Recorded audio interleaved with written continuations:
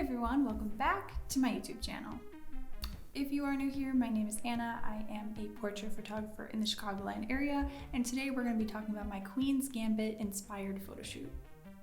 My hairstylist and I decided that I was going to be going red this Halloween and fall season, and this gave me a couple ideas on doing a couple characters that I've always wanted to do that have red hair.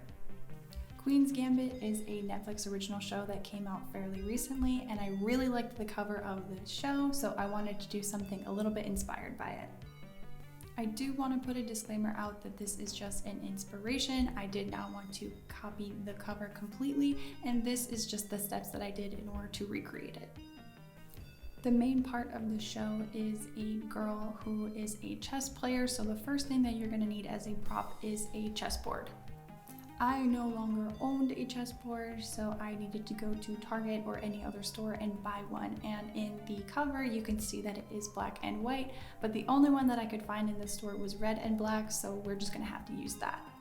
Another thing that's super important as a prop is small alcohol bottles. You can find those at any alcohol store or a Binny's, and the important thing is that one of the bottles needs to have a black label and the other one needs to have a yellow label. The last thing that you're gonna need is a pill bottle, and I ended up finding some sleeping pills at CVS that looked fairly similar to the ones in the cover, although theirs were green and the only ones that I can find was this light blue. And I ended up finding a spice that was in a glass container that looks fairly similar to the one in the cover, so I just emptied out the pill bottle and put it all into the glass bottle. You can see from the pose that she is doing that the camera is tilted down and her face is looking up. And the one thing that you're going to have to keep in mind, especially if you have a larger table, is to pay attention to your elbows and exactly your hand placement. This took a couple tries, and I was also having issues with the Sony Connect app to the camera, but I ended up finding a photo that I liked.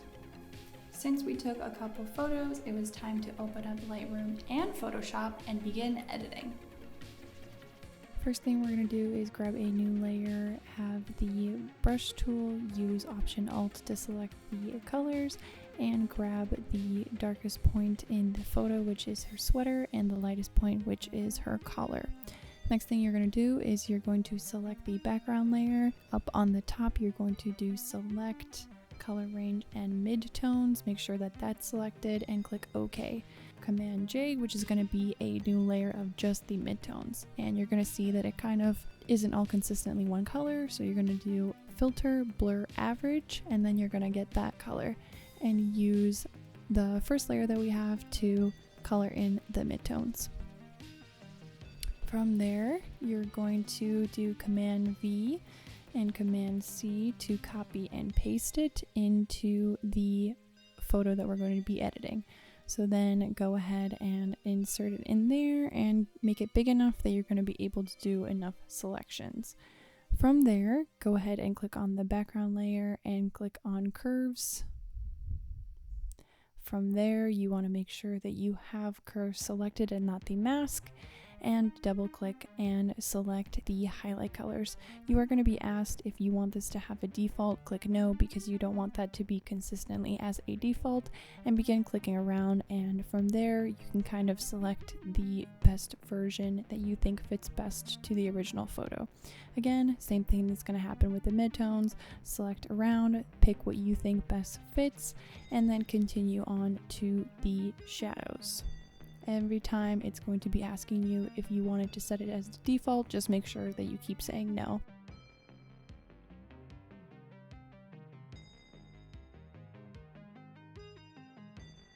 From there, you can also use the curves to select around and make sure that you get the faded effect that you would like, and adjust as you think would best fit to the reference photo.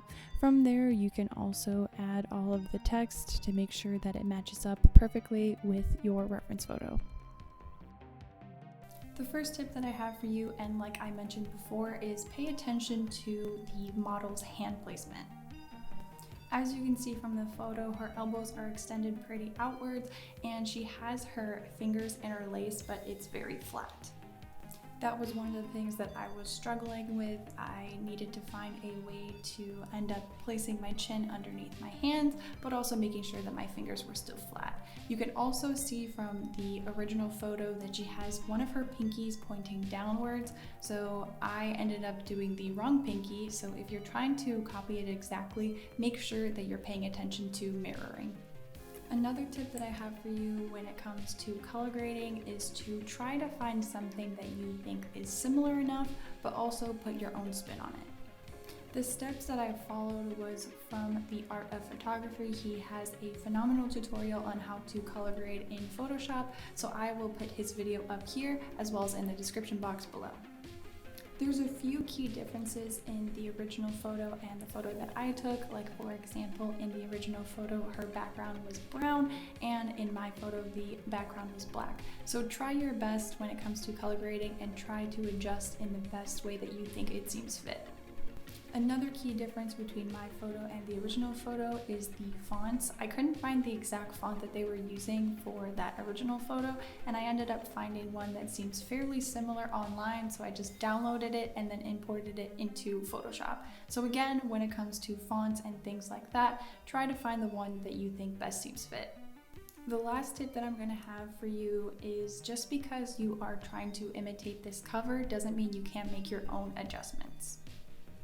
If, let's say, for example, you don't have the same type of wardrobe that the actress had in the photo, I ended up finding something fairly similar in my closet, but the problem that I had is that I had some bejeweled gems on the collar, so I actually had to flip it inside out and wear it that way so I didn't have to Photoshop those gems later. When it comes to the pose, you don't need to copy it exactly unless you are using it as a reference.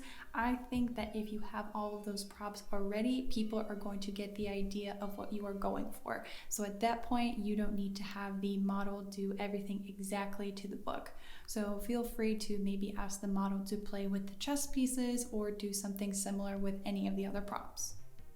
And that's the end of this video. If you like this video, don't forget to like, comment, and subscribe, and hit the notification bell to get notified every single time I post a new video.